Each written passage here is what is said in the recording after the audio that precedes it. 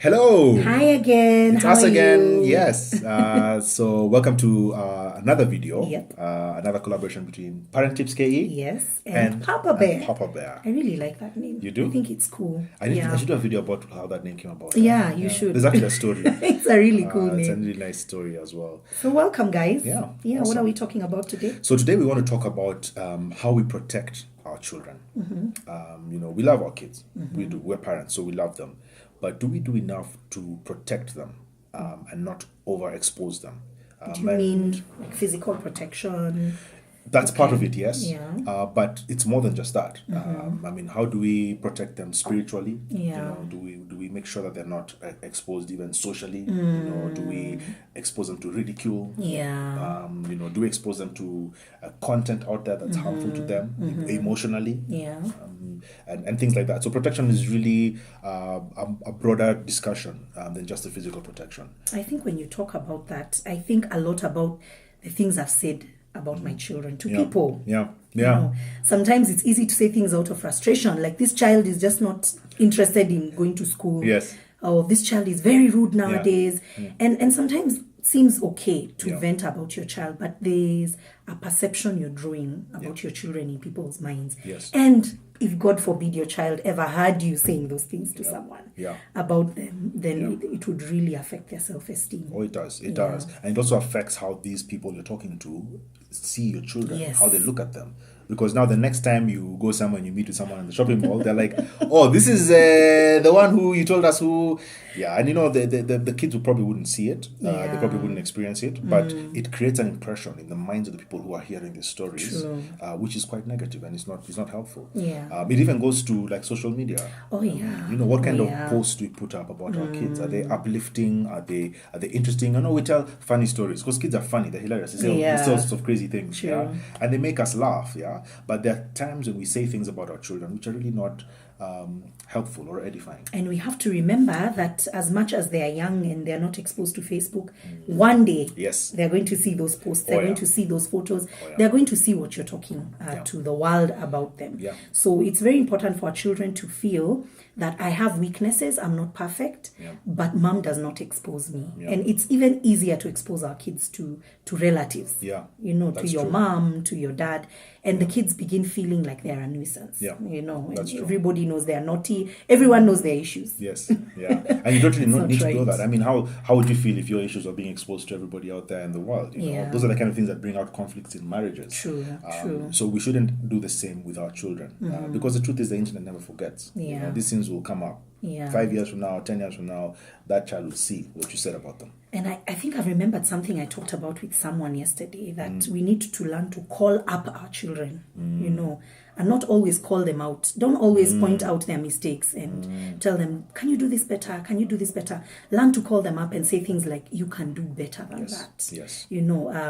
For example, you are responsible. I'm disappointed that you made such a decision. Yeah. And so your child picks up the good quality you talked about first before they pick up the criticism. Yeah, that's and true. they're able to say, that was very irresponsible of me, rather than them saying, I am irresponsible. Yeah, that's so powerful. call up your children instead of calling them out all the time. Yeah, because we think as parents that's our role, to beat our children into submission and to force them into a certain role. But you see, when we encourage them and when our discussions with them or what we tell them is uplifting, then we show them what they are. And we're giving them an impression of who they are, not who they are not, or what they have done or what they haven't done. And we are like pointing them to who they truly are, Don't dwell on the issues. What they did. Yeah, work on becoming a better person. Yeah. And I think children appreciate that much more than holidays and a lot of money spent. And fancy new things.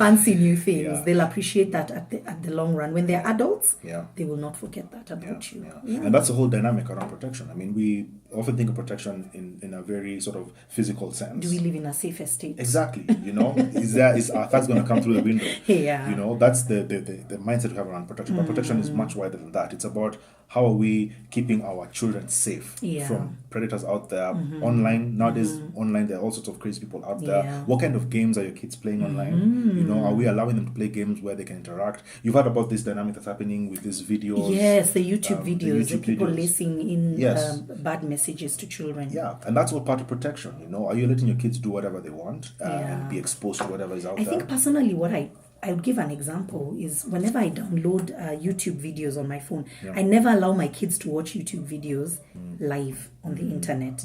I download the content they want to watch, because when it's downloaded, I can watch it. Yeah.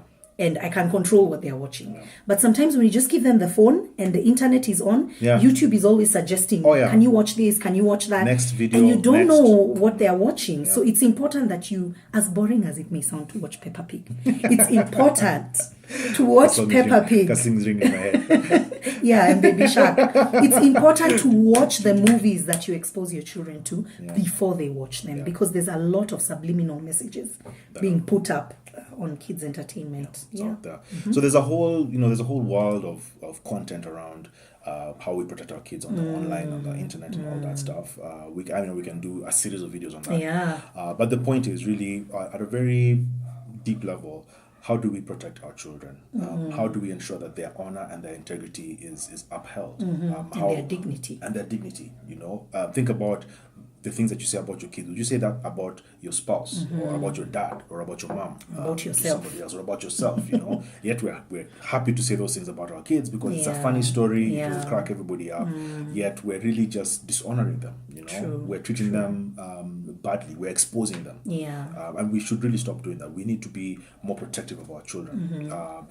There's this whole thought around, do you put pictures of your children online on social media and all that stuff? And there's a whole train of thought around that. Some people feel it's not the right thing. It's not a big deal. Some people feel it's not a big deal. For me personally, I try not to put pictures of my kids online. I know there's one or two on my social media, but I try not to do that. Because I just feel it's too much exposure. I don't want too many people knowing who my kids are. I'd rather that's something that's close to the people who know me. But for some people, it's okay. Like for me, I don't have a big problem. Of course, it's important to consider what your spouse thinks about that. So sometimes I do, then after 2 days I feel bad and pull it down. But I'm learning and I'm becoming better, and I really hope that I can find a balance there. Balance for myself. So I guess it's a decision that you have to make as parents, but the bottom line is that you really have to protect your children. And it's a lot of things that you have to think about, but you have to honor those kids. You have to treat them like like prize, like things that people who you prize, who you value, and that way you're able to take care of their interests, their emotional state, their spiritual state, their social engagements, their physical engagements. Protect your children is really the message we're trying to put in. Awesome. Yeah. Isn't that amazing? Awesome. Yeah. So thank you guys for joining us as usual. Please like, follow, subscribe. Papa Bear on YouTube and Parent Tips KE. We will be here with you guys again next week, and we completely look forward to interacting with you. Comment, give us your feedback, tell us what you think, share with us your challenges. We'll be able to discuss them here and see how we can speak into each other's parenting journey. Absolutely. Okay. Thank you. Bye. Cheers.